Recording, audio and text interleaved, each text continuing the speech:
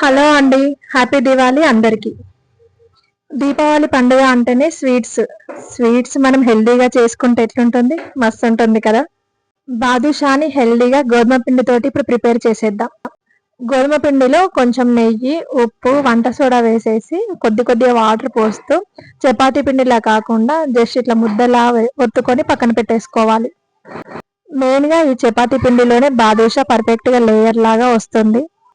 Sugar syrup కోసం ఒక గిన్నెలో షుగర్ వేసి దాని తగినంత వాటర్ పోసేసి సిరప్ లాగా చేసుకోవాలి. ఇది పాకం లాగా రావాల్సిన పని లేదు, జస్ట్ ఇట్లా కరిగిపోతే సరిపోతుంది. ఇప్పుడు పిండిని బాదుషా లాగా ఒత్తుకొని గోరువెచ్చటి ఆయిల్లో వేసుకొని డీప్ ఫ్రై చేసుకోవడమే.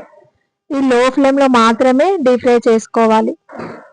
మంచిగా గోల్డెన్ బ్రౌన్ కలర్ వచ్చిన తర్వాత ఇప్పుడు షుగర్ సిరప్లో వేసుకొని ఒక 1 minute ఉంచితే సరిపోతుంది. ఎంతో టేస్టీ గోధుమ పిండి బాదుషా రెడీ.